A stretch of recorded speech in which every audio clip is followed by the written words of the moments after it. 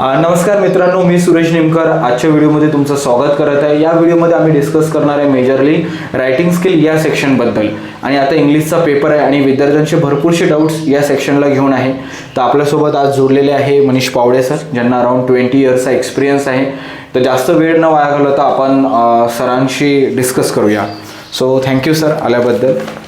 Thank you so much, Suraj, for inviting me. Okay. Hello, student. I have been conducting classes for the last 20 years, especially in English. Okay. So obviously, Suraj wants to ask some questions to me about writing skill, and it will be my pleasure to give the answer. Okay, thank you sir. So starting from question 5A sir, letter writing याच्यामध्ये informal and formal letter writing आहे. या प्रश्नाला कसं approach करायला पाहिजे स्टुडंट्सनी? आता बघा, formal आणि इनफॉर्मल असे दोन ऑप्शन असतात आपल्याला लेटर रायटिंगमध्ये, आणि त्याला 5 मार्क्स राहते. तर याच्यामध्ये माझं असं म्हणणं आहे विद्यार्थ्यांना की तुम्ही फॉर्मल लेटरला थोडं प्रिफर करा. कारण फॉर्मल लेटरमध्ये कसं की सुरुवातीचं मॅटर हे थोडं जास्त प्रमाणात राहते. कारण जो आपण आहे रिसिव्हर जो आहे त्याचा पण आपल्याला ॲड्रेस लिहायचा असतो, सेंडरचा पण ॲड्रेस असते, आणि सब्जेक्ट असते, आणि रिस्पेक्टेड सर वगैरे असं आपल्याला लिहायचं असते. आणि त्याच्यानंतर मग मध्यंतरी ते लेटर चालवून जाते. तर याच्यात कसं आहे की वरचा मॅटर जास्त असल्यामुळे कसं आहे की जो first impression is last impression राहते ना, म्हणजे जो एक मिडल पार्ट आहे तर तो व्हॅल्यूवर तेवढा रीड करणार नाही. आणि सुरुवातीचा पार्ट जर चांगला असेल तर तुम्हाला मार्क्स हे चांगले मिळू शकतात. बरोबर. तर माझ्या विचारानुसार ऑफिशियल लेटर मीन्स जे फॉर्मल लेटर आहे त्याला विद्यार्थ्यांना 100% प्रिफर करायला हवं. आणि बघा, आता सर्व तुम्हाला ते लेफ्ट साईडनंच लिहायचं आहे, मार्जिनला लागून लिहायचं. आता आपला जो पॅरिग्राफ वगैरे करणे हा जो प्रकार होता ना, तो आता इतिहासात जमा झालेला लेटरच्या संदर्भात. आणि आपण समजा एक रिस्पेक्टेड सर लिहितो, त्याच्यानंतर एक लाईन सोडायची असते. सब्जेक्टला लागून आपल्याला ॲक्च्युली लेटर कशासाठी पाठवत आहे ते आपल्याला लिहायचं. Asking for leave of absence, म्हणजे आपल्याला सुटीचा अर्ज पाहिजे असेल तर. सब्जेक्टला लागून आपल्याला कोणा विषयाचं नाव लिहायचं नाही आहे, पण लेटर नेमकं कशासाठी पाठवत आहे ते आपल्याला लिहायचं. त्याचा शेवट जो आहे तर तो सुद्धा अतिशय व्यवस्थित झाला पाहिजे. आणि माझ्या विचारानुसार 2 ते 3 पॅरेग्राफमध्ये जर तुम्ही लेटर लिहिलं तर मार्क्स हे चांगले मिळतील. इनफॉर्मल लेटरही आपण लिहू शकतो, आपल्याला ऑप्शन आहेच. पण त्याच्यात कसं राहते की आपला ॲड्रेस लिहिल्यानंतर आपण लिहितो माय डिअर फादर, डायरेक्ट लेटरला सुरुवात होऊन जाते. म्हणजे जे वरचं जे मॅटर राहते ना ते थोडं कमी आहे. त्याच्यामुळे माझं असं म्हणणं राहील की ऑफिशियल लेटर जे आहे फॉर्मल त्याला तुम्ही प्रिफर करा, निश्चितच स्कोअर चांगला मिळेल. Okay, right. सो क्वेश्चन 5 आहे, B1 आणि B2 बद्दल डिस्कस करू. B1 मध्ये जसं डायलॉग रायटिंग आहे, तर याला कसं? डायलॉग रायटिंगला और स्पीच रायटिंग राहते. डायलॉग रायटिंगमध्ये जम्बल सेंटेन्स असतात. बरोबर. त्याच्यामध्ये आपल्याला शब्दांचा क्रम योग्य लावायचा असतो, आणि त्यानंतर मग कम्प्लीट द सेंटेन्स असते. त्यानंतर मग ते एखादं टॉपिक देतात, इम्पॉर्टन्स ऑफ स्पोर्ट्स आहे, इम्पॉर्टन्स ऑफ रीडिंग आहे. त्याच्यावर मग आपल्याला टोटल असं 6 मिनिंगफुल एक्सचेंजेस वगैरे तयार करायचे असते. समजा आता फॉर एक्झाम्पल सूरज आणि मी बोलत आहे, मग आम्हाला असं समजा सूरजच्या तोंडातून 6 सेंटेन्स निघणार, माझ्या तोंडातून 6 निघणार, म्हणजे त्याला आपण 6 मिनिंगफुल एक्सचेंजेस म्हणतो. आणि 3 मिनिंगफुल एक्सचेंजेस असेल तर आपल्याला 3 वाक्य बोलायचे असतात त्या टॉपिकवर, त्याला 3 मार्क्स असते. जम्बल सेंटेन्सला 1 असते आणि कम्प्लीट द सेंटेन्सला 1 मार्क्स राहते. तर तो प्रश्न इझी आहे, पण तुम्हाला क्वेश्चन तयार करताना ऑक्झिलरी व्हर्बचा प्रॉपरली यूज करावा लागेल. समजा आपल्याला एखाद्याला म्हणायचं आहे की तू पुस्तक वाचतो का, do you read a book. बरोबर. जे can you read a book, तू पुस्तक वाचू शकतो का, तू पुस्तक वाचतो का, do you read a book. एखाद्या क्वेश्चनमध्ये मग आपल्याला ही घ्यायचं असेल तर मग तिकडे डज घ्यावं लागेल. बरोबर. प्रेझेंट टेन्समध्ये क्वेश्चन बनवताना म्हणजे आपल्याला त्या टेन्सचं भान असलं पाहिजे प्रश्न आपल्याला बनवताना. WH क्वेश्चन पण बनवू शकतो आपण, व्हर्बल पण बनवू शकतो. ओके.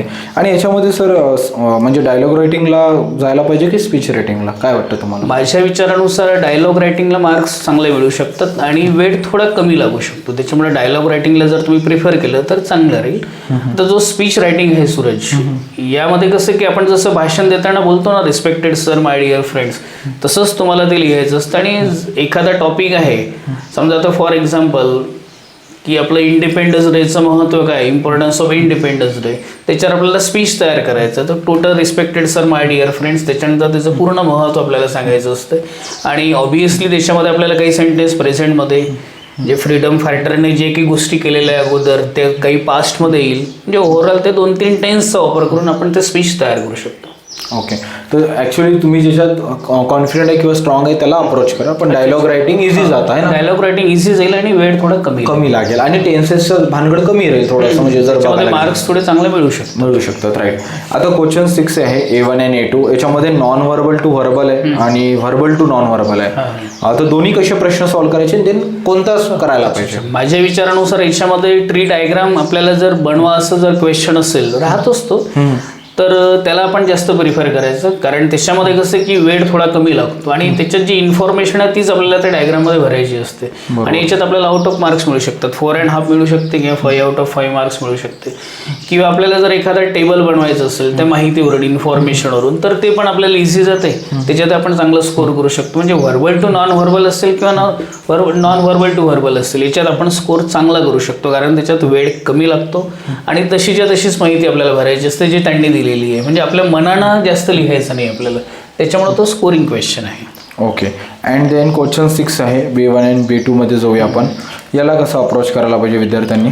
यामध्ये आपल्याला एक न्यूज रिपोर्ट तयार करायचं असते, रिपोर्ट रायटिंग झालेल्या इव्हेंटवर. म्हणजे आपण एखादा डे कसा सेलिब्रेट केला, रिपब्लिक डे कसा साजरा झाला, त्याच्यात गेस्ट कोण होते, मग गेस्ट आल्यानंतर त्यांनी ट्री प्लांटेशन केलं का, त्याच्यानंतर विद्यार्थ्यांनी भाषणं वगैरे दिली का, हे सर्व तुम्हाला लिहायचं असतं. समजा आता तुम्हाला त्या इव्हेंटबद्दल माहिती नसेल तरी ते इन शॉर्ट ते थोडंसं खोटं बोलून इमॅजिन करून ते आपल्याला लिहावंच लागतं. आणि पास्टमध्ये लिहायचं असतो, कारण झालेल्या इव्हेंटवर असते तो. राईट. आणि त्याच्यामध्ये स्टोरी रायटिंग पण आपल्याला पास्टमध्ये लिहायची असते. त्याच्यात कसं राहते की ती फक्त एक सिंगल लाईन देतात, एक तर फ्रंट लाईन देतात, एकदम बिगिनिंगची किंवा लास्ट लाईन देतात. तुम्हाला पूर्ण स्टोरी डेव्हलप करायची असते. जे women was delighted to see her lost son, असं एखादं त्यांनी म्हटलं की येणं बिगिनिंग करा किंवा शेवट करा. बाकी होल स्टोरी तुम्हाला डेव्हलप करायची आहे की त्या बाईला आनंद झाला तिच्या हरवलेल्या मुलाला बघितल्यानंतर, पण तिचा मुलगा कसा हरवला, काय झालं, हे सर्व तुम्हाला इमॅजिन करायचं आहे. ते तुम्हाला माहिती काहीच नाही आहे, पण ते सर्व तुम्हाला इमॅजिन करायचं आहे. आणि त्याच्यामध्ये ऑब्वियसली पास्ट टेन्सचे active construction, passive construction, past continuous, past perfect अशा काही टेन्सेसचा वापर करावा लागेल. आणि हो, तुम्हाला मॉरल टायटल पण द्यायचं असते, टायटलला सुद्धा एक मार्क्स असते. ओके. राईट. तो हे होतं हे होतं विद्यार्थ्यांनी रायटिंग स्किलचं डिस्कशन. आय होप तुम्हाला याच्यातून व्हॅल्यू मिळणार आणि तुम्ही व्यवस्थित अप्रोच करणार रायटिंग स्किलच्या सेक्शनला. आणि थँक्यू सर, खूप छान पद्धतीने तुम्ही सांगितलं. कारण सूरज, आणखी ते फुल इंग्लिशचे जे मुलं राहतात ना, त्यांना पण पेपर सेमच राहतो, फक्त त्यांचे काही क्वेश्चन्स थोडे वेगळे. जसं व्ह्यू काउंटर व्ह्यू आहे, तर एखादा टॉपिक आणि डिबेट सारखा राहतो तो क्वेश्चन. समजा एंट्रन्स एक्झाम इसेन्शियल आहे की नाही आहे ते विचारतात, is entrance essential or not. मग त्याच्या व्ह्यूनं ते पॉईंट देतात, म्हणजे त्याच्या फेवरनं पॉईंट देतात. आपल्याला त्याच्यावर काउंटर व्ह्यू करायचं असतं, मीन्स शाब्दिक अटॅक करायचं असतो, व्हर्बल बॅटल असते ती.